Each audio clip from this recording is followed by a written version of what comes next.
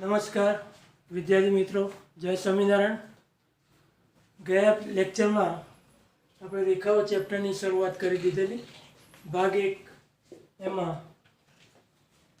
ધોરણ 10માં તમે ભણી ગયા છો। તમે યામ ભૂમિતિ, એ યામ ભૂમિતિનું તમામ પુનરાવર્તન આપણે ગયા લેક્ચરમાં પૂરું કરેલું। આ ઉપરાંત પ્રકરણની શરૂઆત પણ આપણે કરી દીધેલી અને એક અગત્યના શબ્દથી આપણે શરૂઆત કરેલી, રેખાનો ઢાળ।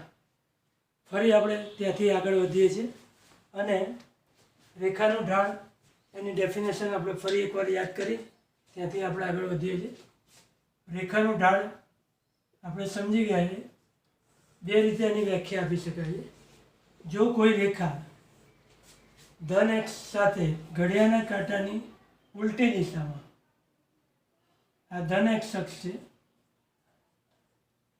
અને ઘડિયાળના કાંટાની ઉલટી દિશામાં થીટા કોણ બનાવે તો આ થીટાને રેખાનો જોગ કહે છે અને તેના ટેનના મૂલ્યને રેખાનો ઢાળ કહે છે। રેખાના ઢાળની વ્યાખ્યા એક આ રીતે આપણે સમજી ગયા। બીજી આપણે આ રીતે પણ સમજેલા છે, બે બિંદુને યામ આપેલા હોય, a(x1 y1) b(x2 y2) આ રીતે આપેલા હોય તો આપણે જાણીએ છીએ કે રેખા એબીનો ઢાળ y2 - y1 upon x2 - x1 કહેવાય। અહીંયા આપણે જાણીએ છીએ theta is not equal to π/2 અને અહીંયા આપણે જાણીએ છીએ કે x1 is not equal two x2, કારણ કે થીટા π/2 કે x1 ઇક્વલ ટુ x2 હોય તો રેખા શિરોલંબ થાય, તેનો ઢાળ શક્ય નથી। tan π/2 ની કિંમત શક્ય નથી, અહીંયા છેદ 0 થઈ જાય એટલે ઢાળ શક્ય નથી, એટલે શિરોલંબ રેખાનો ઢાળ અવ્યાખ્યાયિત છે। સમક્ષિતિજ રેખામાં y1 ઇક્વલ ટુ y2 થાય એટલે આનો ઢાળ 0 થાય, અહીંયા tan 0 એટલે 0, એટલે સમક્ષિતિજ રેખાનો ઢાળ 0 છે, શિરોલંબ રેખાનો ઢાળ અવ્યાખ્યાયિત છે। આવો આપણે વ્યાખ્યા, રેખાના ઢાળની વ્યાખ્યા આપણે બે રીતે સમજેલા છે, m equal to tan theta અને m equal to y2 - y1 upon x2 - x1। હવે રેખાના ઢાળ ઉપરની કેટલીક થિયરમ છે, 3 થિયરી છે, એ 3 થિયરીની આપણે ક્રમશઃ ચર્ચા કરીએ છીએ। એમાંની પહેલી થિયરમ આ પ્રમાણે છે,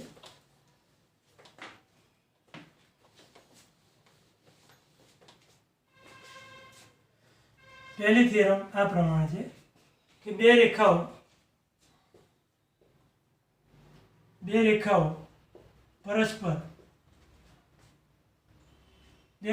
સમાંતર રેખાઓ હોય, સમાંતર હોય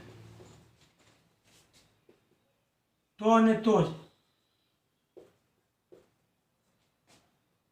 તેના ઢાળ સમાન થાય।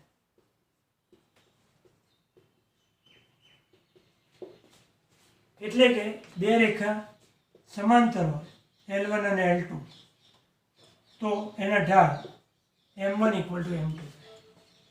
હવે આની સમજૂતી આપણે પહેલાં મેળવીએ। ધારો કે અહીંયા આપણે x અક્ષને y અક્ષ આપેલો છે,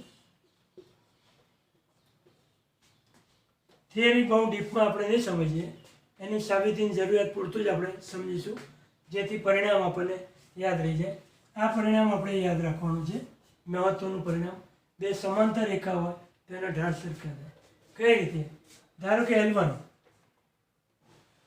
ધન એક્સ અક્ષ સાથે થીટા કોણ રચે છે એવી કોઈક L1 રેખા છે અને L2 એ એને સમાંતર રેખા છે જે ધન એક્સ અક્ષ સાથે થીટા 2 કોણ રચે છે।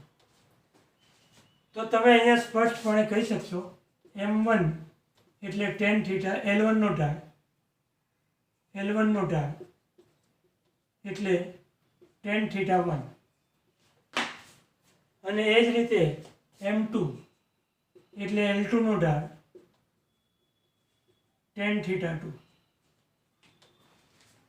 હવે તમે જો એની સાબિતી આપણે સમજીએ તો L1 અને L2 સમાંતર છે, L1 સમાંતર L2 છે, એટલે આપણે સ્પષ્ટપણે કહી શકીએ θ1 અને θ2 ઇક્વલ આવે.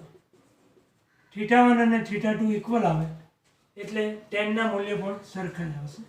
tan θ1 બરાબર tan θ2 અને આપણે જાણીએ છીએ tan θ1 એટલે m1, tan θ2 એટલે m2, એટલે m1 ઇક્વલ ટુ m2. એટલે આ રીતે બે રેખાઓ સમાંતર હોય તો તેને ઢાળ સમાન હોય, અને જો રેખાઓની ઢાળ સમાન હોય તો એ રેખાઓ સમાંતર થાય. એટલે આ યાદ રાખવાનું છે આપણે કે હંમેશા બે રેખાઓ સમાંતર હોય તો અને તો જ એના ઢાળ સમાન હોય. એ સમાંતર રેખાઓના ઢાળ સરખા હોય. ત્યાર પછી બીજી એક થિયરમ આપણે સમજીએ. આ થિયરીઓની આપણે સાબિતીની ચર્ચા એટલે કરીએ સમજ પૂરતું જ.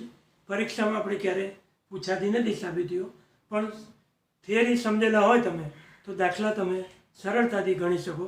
એટલા માટે આ થિયરીઓ આપણે સમજીએ છીએ. થિયરમ નંબર 2, બે રેખાઓ પરસ્પર લંબ હોય, પરસ્પર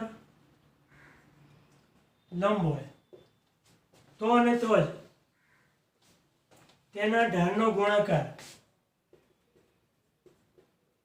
તો અને તો જ તેમના ઢાળનો ગુણાકાર -1 થાય. બે રેખાઓ પરસ્પર લંબ હોય તો અને તો જ એના ઢાળનો ગુણાકાર -1 થાય. તો અહીંયા આપણે સમજી શકીએ છીએ. જો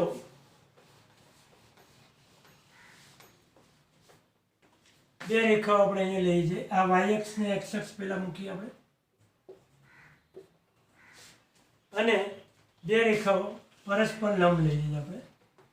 એક L1 લઈએ છીએ અહીંયા અને આ L2 લઈએ છીએ, અને બંને રેખાઓ લંબ આપેલી છે એટલે એની વચ્ચેનો ખૂણો π/2. હવે તમે અહીંયા જોઈ શકો છો કે આ θ1 આ θ2 ખૂણો છે, આ θ1 છે. ઢાળની વ્યાખ્યા પ્રમાણે m1 બરાબર L1 નો ઢાળ એટલે tan θ1 અને m2 એટલે L2 નો ઢાળ એટલે tan θ2. એટલે તમે જોઈ શકો છો અહીંયા θ2 નો અર્થ શું થાય છે?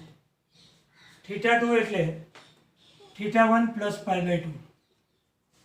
બહિષ્કોણ તેના અંતઃસમૂહ કોણોના સરવાળા જેટલો થાય. θ2 નો અર્થ થાય θ1 પ્લસ π/2.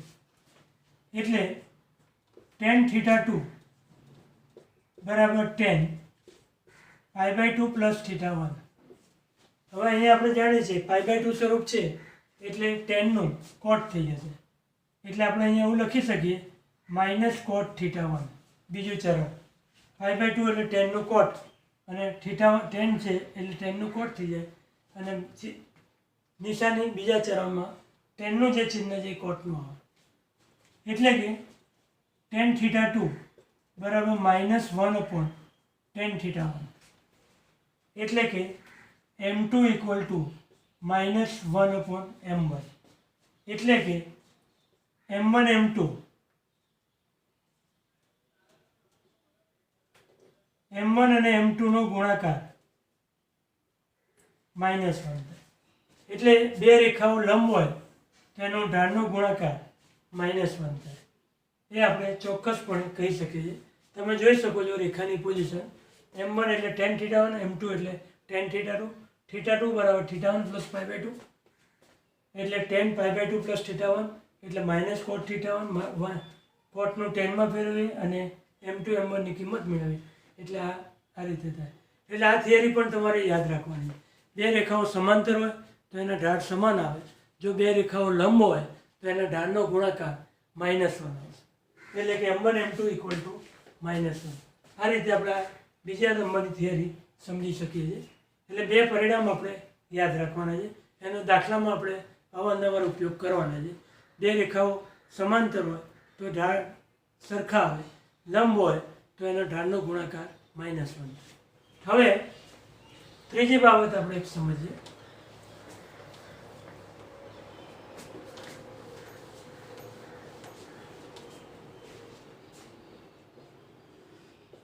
બે રેખા વચ્ચેનો વચ્ચેના બે રેખાઓ વચ્ચેના ખૂણાની વ્યાખ્યા આપો. વચ્ચેના ખૂણાની વ્યાખ્યા આપો.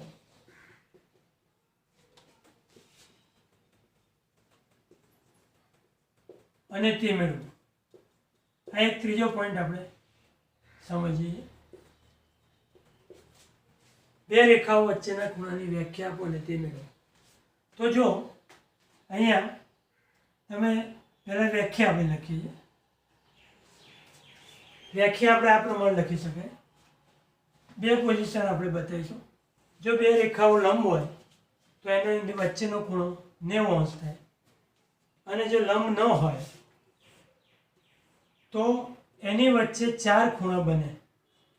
ધારો કે એક 70ની પેર બને છે અને એક 110ની પેર બને, એક લઘુકોણની પેર બને, એક ગુરુકોણ.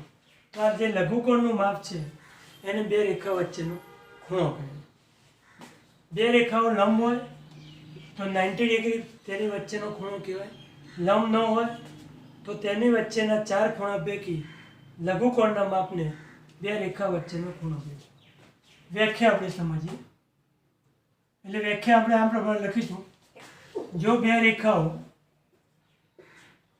પરસ્પર લંબ હોય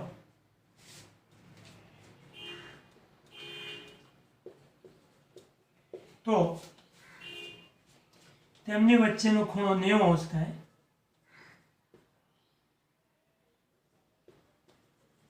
ખૂણો 90 અંશ થાય. જો લંબ ન હોય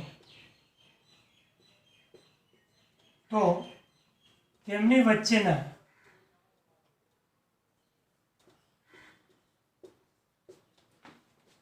4 ખૂણા પૈકી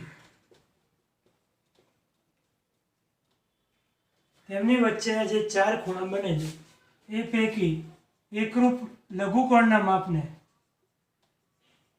એક ગુરુકોણની પેર બને અને એક લઘુકોણની પેર બને. તો લઘુકોણના માપને બે રેખા વચ્ચેનો ખૂણો કહે છે.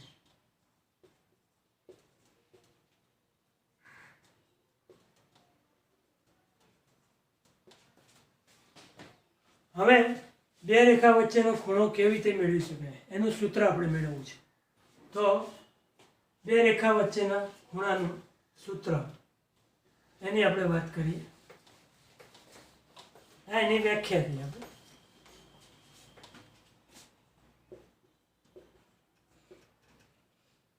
ખૂણો મેળવવાનું સૂત્ર.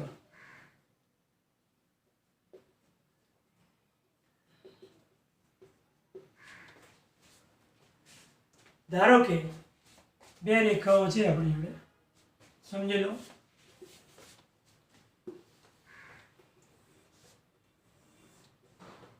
અહીંયા y અક્ષ છે, આ x અક્ષ છે.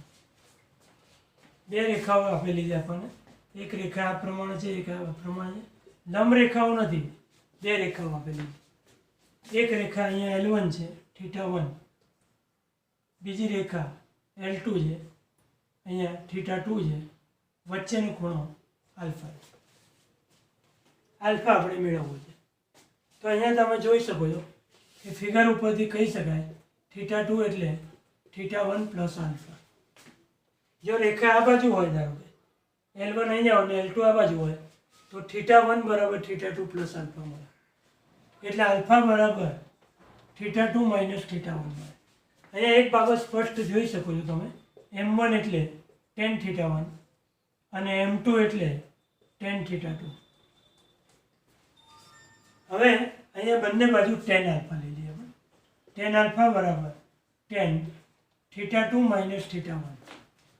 એટલે tan આલ્ફા બરાબર સૂત્ર આવશે tan θ2 minus tan θ1 1 plus tan θ2 tan θ1. tan alpha minus બીટાનું સૂત્ર tan alpha minus tan beta upon 1 plus tan alpha tan beta. એટલે tan θ2 minus tan θ1 upon 1 plus tan θ2 tan θ1. એટલે કે M2 minus M1 1 plus M2 M1. એક સૂત્ર આ આવી શકે છે, અથવા તો આમ પણ આવી શકે કદાચ રેખાઓમાં ફેરફાર હોય L1 આ બાજુ ને L1 અને L2ના સ્થાન જો બદલાયેલા હોય તો સૂત્ર આવું પણ બની શકે છે m1 - m2 1 + m1 m2. હવે આ જે આલ્ફા છે, આલ્ફા લઘુકોણ છે. આપણે જાણીએ છીએ કે લઘુકોણને જ બે રેખા, લઘુકોણની પેરને જ આપણે બે રેખા વચ્ચેનો ખૂણો છે. એટલે આલ્ફા લઘુકોણ જે આપણે જાણીએ. એટલે લઘુકોણ હોય 90 થી નાનો તો tan આલ્ફાનું મૂલ્ય ધન જ આવે, અને tan આલ્ફાનું મૂલ્ય ધન જ આવે છે.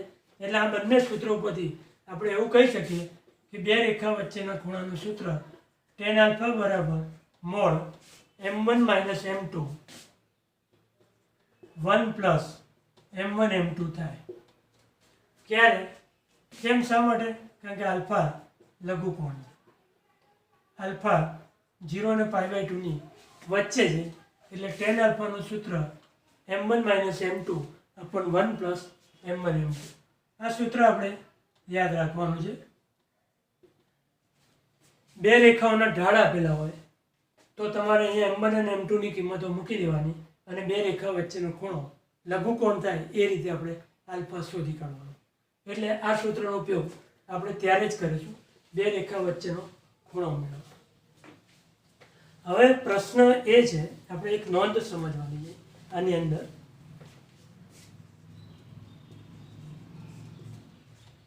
જો L1 અથવા L2 પૈકી કોઈ એક શિરોલંબ હોય તો, જો L1 અથવા L2 પૈકી એક રેખા શિરોલંબ હોય તો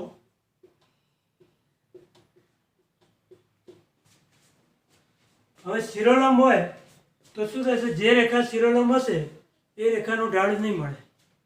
હવે કાં તો m1 નહીં મળે, કાં તો m2 નહીં મળે. એટલે આ સૂત્ર વાપરી જ નહીં શકે.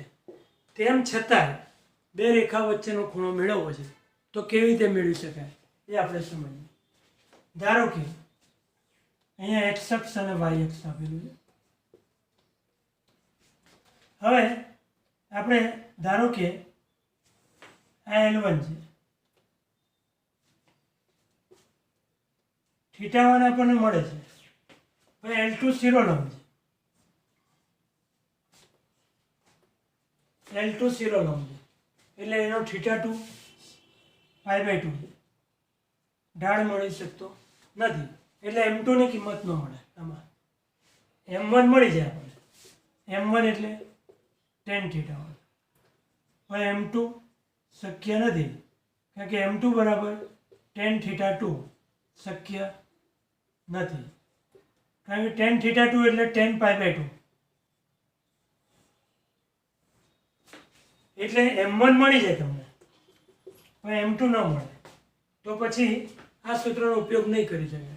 તો એવા સંજોગોમાં આપણે અહીંયા વિચારીએ, જો આપણે આવું વિચારી શકાય θ1 + આલ્ફા બરાબર π/2. આ π/2 જ ખૂણો થશે એટલે π/2. તો આલ્ફાનું અર્થઘટન શું થશે અહીંયા? આલ્ફા એટલે π/2 - θ1. જે ખૂણો આપેલો છે એને π/2 માંથી બાદ કરી દેવાનો. દાખલા તરીકે 30° ખૂણો આપેલો છે, 30° ખૂણો આપેલો છે અને બીજી રેખા શિરોલંબ છે, તો 30 ને 90 માંથી બાદ કરી નાખો એટલે 60 ખૂણો મળે. એટલે જે ખૂણો આપેલો હોય એ ખૂણો તમારે બાદ કરી દેવાનો. અથવા તો m1 ની કિંમત આપેલી હોય તો m1 ઉપરથી θ1 લઈ દેવાનો અને θ1 લાઈન π/2 માંથી બાદ કરી દેવાનો. એટલે એ રીતે પણ તમે કરી શકો છો. m1 આપેલો હોય તો m1 ઉપરથી θ1 લાવે અને θ1 ઉપરથી આલ્ફા શોધવા માટેનું આ સૂત્ર મળે. આપણે એમ વિચારીએ, ધારો કે આ જે રેખા છે L1 લઘુકોણ છે, એની બદલે ગુરુકોણ છે.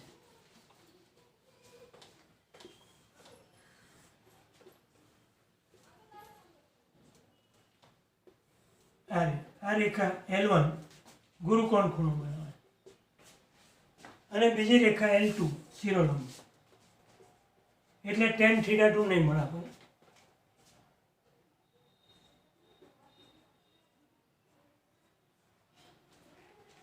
તો આવા સંજોગોમાં શું થશે જુઓ તમે, આલ્ફા વત્તા π/2 બરાબર θ1.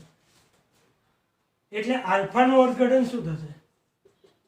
θ1 માઇનસ π/2 એટલે કે θ1 ગુરુકોણ હોય તો આલ્ફા ગુરુકોણમાંથી π/2 બાદ કરવાનો, θ1 લઘુકોણ હોય તો π/2 ને π/2 માંથી લઘુકોણને બાદ કરવાનો.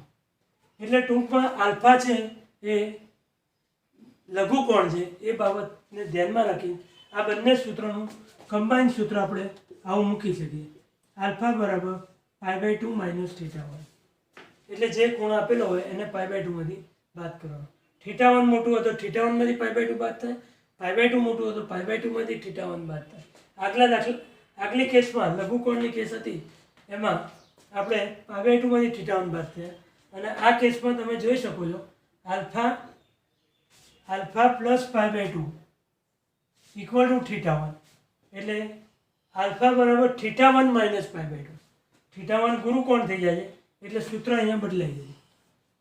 એટલે આ બંનેનું કમ્બાઇન સૂત્ર આપણે આ મૂકી શકીએ. ટૂંકમાં જો m1 અને m2 આપેલા હોય અને બે રેખા વચ્ચેનો ખૂણો શોધવો હોય તો આપણે આ સૂત્રનો ઉપયોગ કરીએ. tan આલ્ફા બરાબર m1 minus m2 upon 1 plus m1 m2. m1 m2 ની કિંમતો આપણે આમાં મૂકી દઈશું.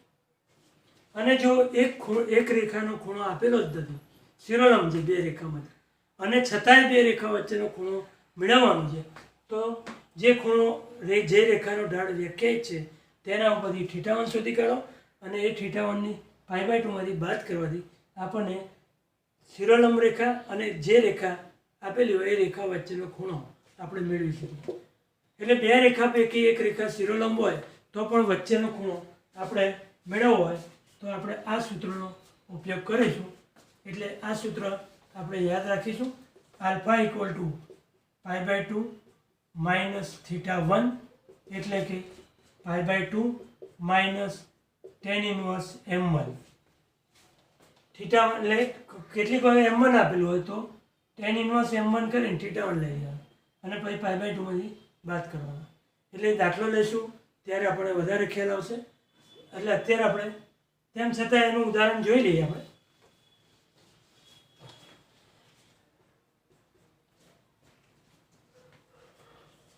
√3 ઢાળવાળી તેમજ એક રેખાનો ઢાળ આપી દીધો છે √3 ઢાળવાળી અને એક બીજી રેખા આપેલી છે શિરોલંબ રેખા, તેમજ શિરોલંબ રેખા વચ્ચેનો ખૂણો મેળવો.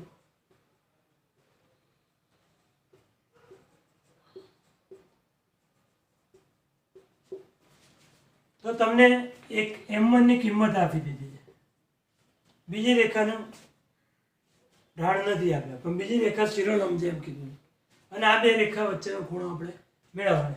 કોઈ કોઈ શિરોલંબ રેખા ન આપે એની બદલે શિરોલંબ રેખાનું સમીકરણ આપે x ઇક્વલ ટુ a.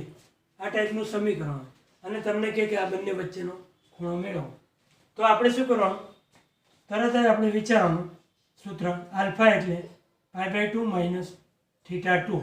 હવે θ2 કેવી રીતે લાવશે, θ1 √3 એટલે θ1 બરાબર tan ઇનવર્સ √3 એટલે π/3. એટલે આપણે અહીંયા જો θ1 ની કિંમત મૂકી દઈએ π/2 માઇનસ π/3 એટલે આપણને બે રેખા વચ્ચેનો ખૂણો આપણને મળી શકશે π/6.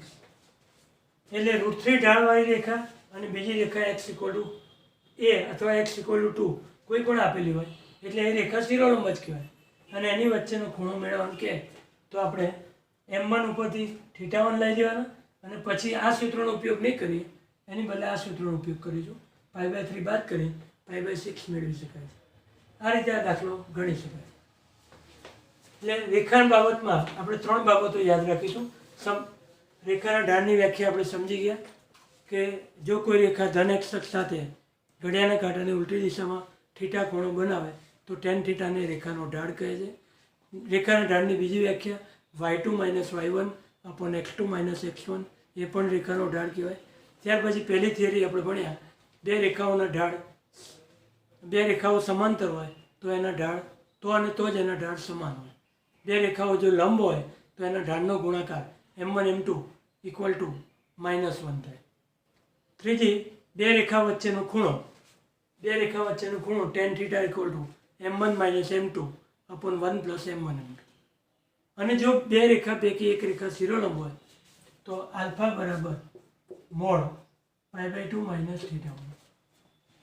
બંને રેખાનો ઢાળ મળતા હોય તો પછી આ સૂત્ર વાપરવાનું m1 minus m2 1 plus m1 m2. આ રીતે આપણે આલ્ફા મેળવીશું.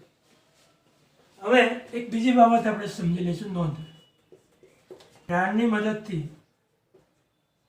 બિંદુઓ સમરેખ છે એમ બતાવો.